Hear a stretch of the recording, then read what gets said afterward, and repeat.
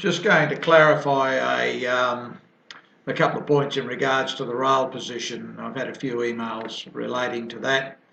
If you go into the CMTD, once you've imported the form, you can go in here and set the rail positions. As I said previously, I get them from Racing Australia. The rail positions are there. You can put them in 2 days in advance, soon as your fields are there, and you just go in here and you set it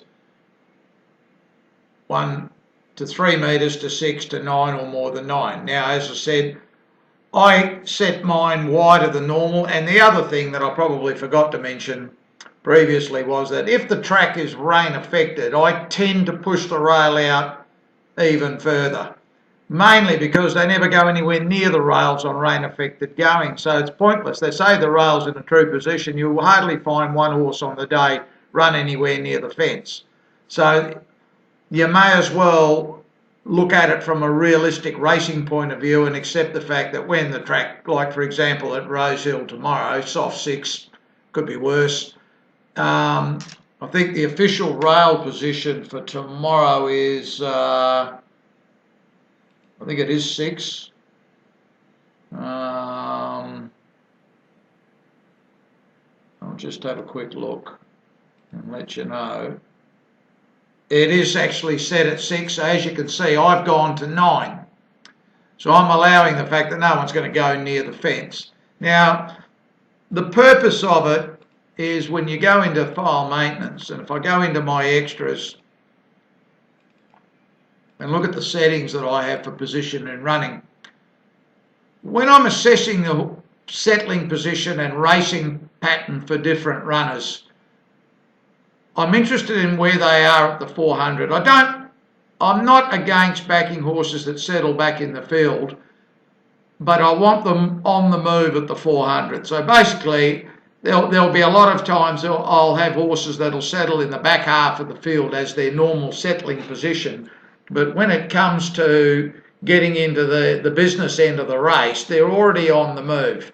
And as you can see here, I'm looking at the position at the 400, and I'm looking at the 40% of the runners.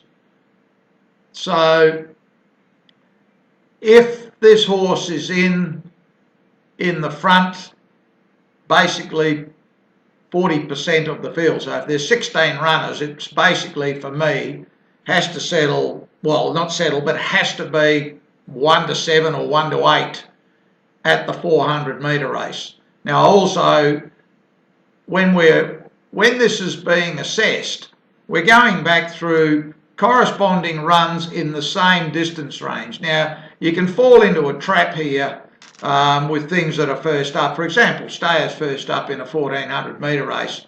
They're probably not going to be able to keep up, and they do their best work late. So it's pointless saying, oh, this horse settles back. If today's race is 2000, it's had a couple of runs, and when you go through its form and look at the 2000 metre runs, you suddenly see that it's always in the first 5 or 6. That's the key, and that's what we're looking for. So we're looking for horses on the move coming into the race at the 400 metre mark, and also we're looking to get rid of that false reading where we think it's a back marker because it's in the wrong distance range. It's same as 1200 metres. If they're a 1600 metre horse, a lot of them can't keep up if they're early in their prep at 1200 metres.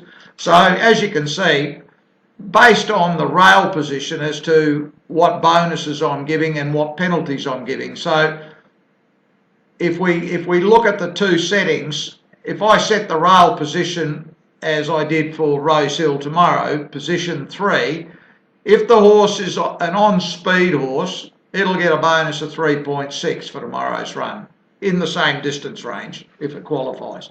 If it's an actual front runner, and it's, for me, front runner 1-2 at the 400, if it's in that position, it'll get a little bit extra.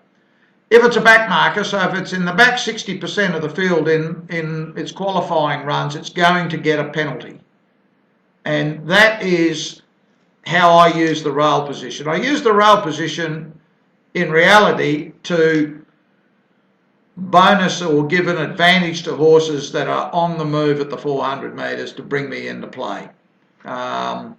Whether people agree with that or not, everybody's got their own opinions on this. It's something that I've done for a while now, and I'm happy with that format. That doesn't rule out a back marker, because if I've got a back marker and after I've hammered it with a penalty it still rates, then providing I get the price, and with me it's all about the price. I might think something's a good thing. I won't take 6 to 4.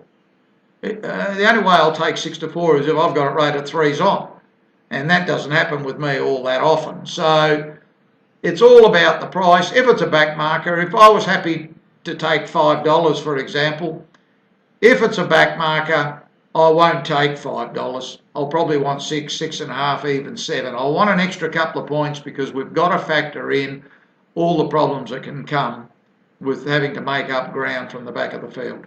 So I hope that helps clarify why and how I use that.